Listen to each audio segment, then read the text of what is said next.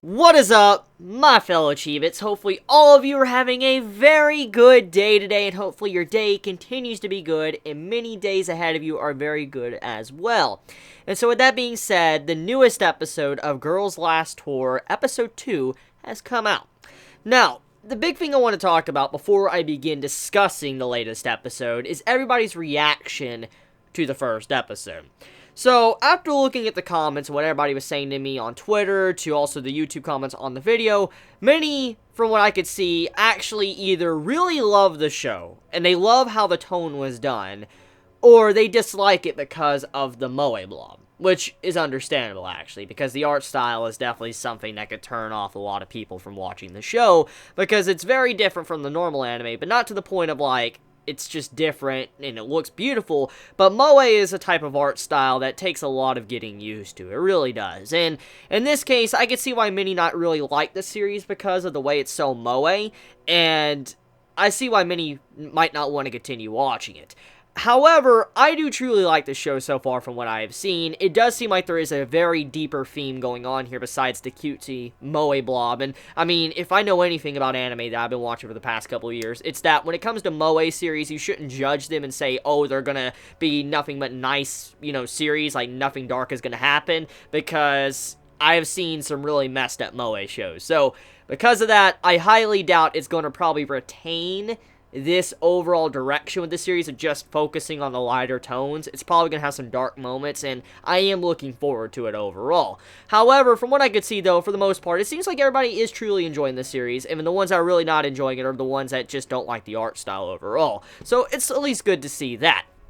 Anyways, though, getting into the latest episode, I will say that this episode was probably, in a lot of ways, a step above the previous episode. The only thing that the last episode had over this episode was the scene with the gun when they were fighting over food, because there was a really powerful message there in how humanity, they would do anything for what they want. They, when we start wars, we do wars for anything. We're petty individuals, and when we want something, we will do anything to get it, and that's how wars can start. And so in this case, that scene from the first episode was very powerful, and I don't think when I was looking at this episode, anything was quite as close to being as powerful as that moment. There was some really good scenes with some really good messages, but overall, nothing I think in this episode was as powerful as that moment in episode 1.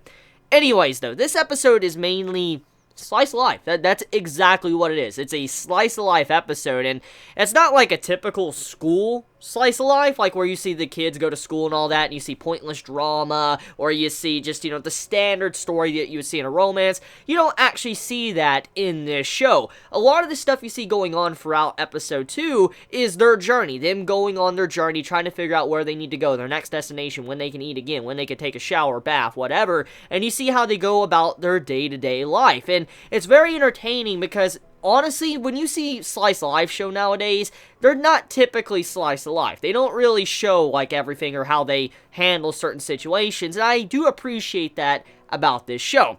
Now, I know many might probably look down upon this series because it's like an adventure series or journeying from the next destination, since there already is, a series quite like this, Kino's Journey, which airs the exact same day. Kind of bad timing, if you ask me. So anyways, they go on their journey, and the episode starts off with them trying to take cover from a winter storm. Now, we know that they're in the middle of the winter, thanks to the previous episode, but also how the episode started off, obviously. I mean, it doesn't take, too much of, thinking to realize that. But anyways, jokes aside, though, they're in a bad storm, and they need to find shelter, because obviously they're not superhuman. They need to have shelter to, withstand the cold. And from what we've seen already from the series, is that they're the only two living human beings that we have seen. We've seen a little brief flashback in episode 1, but nothing was truly clarified whatsoever. So for all we know, these are the two last living human beings on the entirety of this planet, and so they have no one to really look for to probably shelter them and keep them alive or warm. So they need to find their own means, and so they need to take cover from the weather. And so the first part of the episode is them trying to find someplace warm. When they eventually do, they get inside this, like, power plant. And this is where a lot of the world building starts to take place throughout the episode, which actually made me fascinated and fall in love with this series once again. Because it's not just the fact that this series is very comfy and fluffy and enjoyable, it's the fact that there's a really interesting tone behind all of this when it comes to the world building, because even though we see these girls doing very cute things and all that, there's something very dark, something much darker behind the scenes that has happened to this world. Because we gotta remember that every time they're walking through location to location, it's just a battlefield. It's a war zone. You see broken down buildings. You see these massive, human structures that we have made just abandoned. And from looking at the way they are, it seems like they've been abandoned for a very long time. And stuff like this isn't just built with, a group of 100 people or something. It takes a lot of people to build this. And for them to only be, the two around all a site and all that, and you see how snow's covering up, there's, no lights or anything, it just shows that there is something really deeper going on here. And when they get into the power plant, we get a little bit more characterization for Chi. Apparently, Chi did not learn how to properly read all of, kanji, which was very fascinating because this is something very important.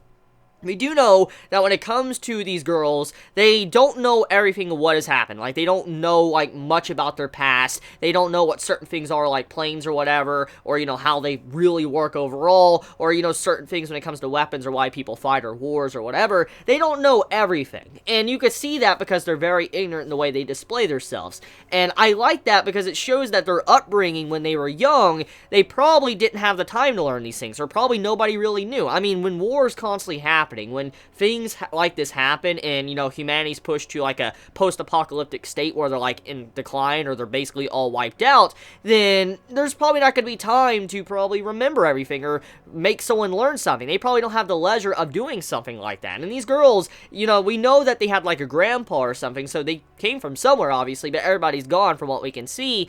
They probably didn't have time to learn anything. They didn't have time to probably get taught properly how to read, write, and know what the world is really about. And so a lot of the stuff you see that they're journeying through, they probably have no knowledge of it. Or many people that were probably still alive, maybe fairly recently, or maybe 10 years ago, they might not even have known what all this stuff is, or probably how to read or write. Because just with all this war going on or whatever happened, they probably just lost that knowledge, which makes a lot of sense. So when she reveals that she can't read, it really just opens your eyes up to, once again, that these characters, they don't really know much of what they're really seeing. It's like their first time seeing this stuff. They don't even know what a power plant is.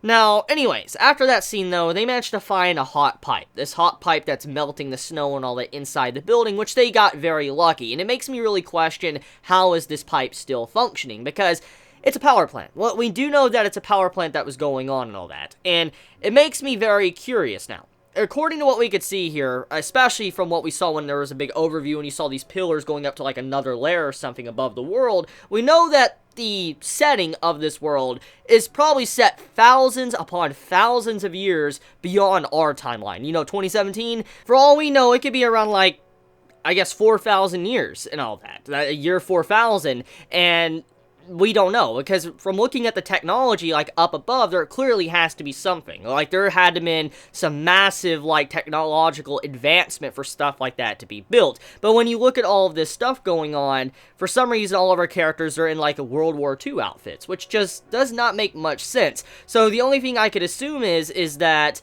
whatever did happen, the only thing that, humanity really had was, ancient technology that was probably left behind by previous humans, and that's what they used to fight with. And so, they lost a lot of their knowledge, their technology, which would fit with the theme of these characters not really knowing much whatsoever. Anyways, though, we do know that for the pipe to still have heat and all that, we know that power was still running in some shape or form, which doesn't make a lot of sense. If humanity has really been wiped out for a very long time, it wouldn't make much sense for power to endlessly go on for that long to be able to warm up water. Just, without humans to maintenance things, things are going to break down. Especially if hundreds of years have passed. Things will break down. It's common sense. Things will erode, break down, and all of that. And for that pipe to still be like that, it makes you wonder how. How is it being able to function like that? How is the pipe still hot? I know it's a power plant, but still, it makes you wonder. There had to have been someone very recently maintaining this facility. So, anyways, they managed to get warm, they take a bath and all that, which is just a very cute scene overall. It was just adorable, and they managed to get all comfy, fluffy, and all of that, and they were just completely content.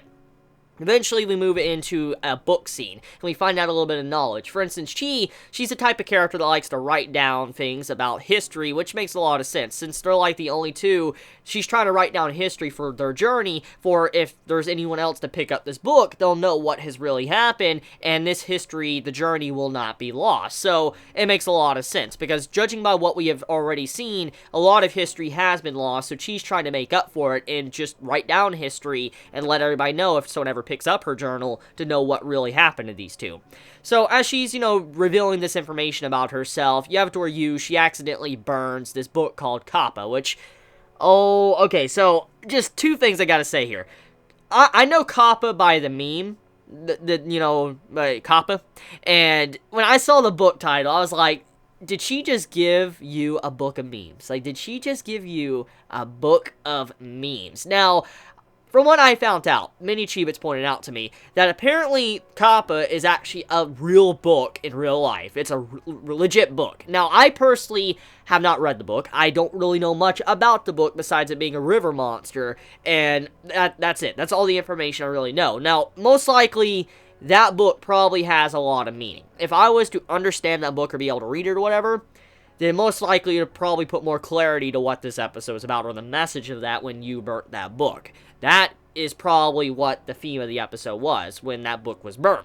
Now, besides that, though, it was pretty funny, because the dialogue, the translation, she's like, no, Kappa. That's what she said, no, Kappa, and I'm like, okay, I don't know if they legit meant that, but it sounded like they were embracing the meme of Kappa.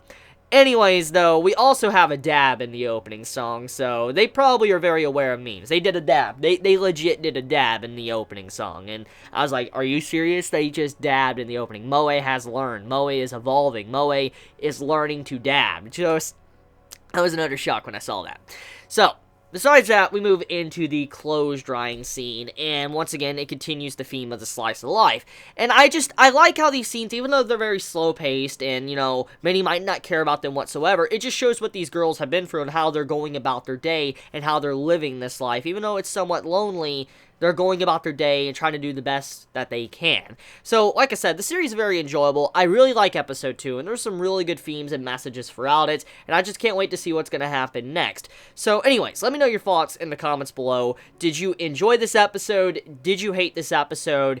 If you like my video, please leave a like, and if you like my content, please subscribe, and if you want to support me for I can continue to focus on YouTube, please go in the description and support me on Patreon. It does help me out a lot. And one last thing before I end this video, many have been telling me that they have not been getting notifications for my videos, and so if you're one of those that have not been getting notifications and you want to get notifications for my videos, then next to the subscribe button, there is a bell icon. If you click that, every time I upload a video, you will get notified. So you all have a wonderful day or night wherever you live. Please be safe. Chibi out.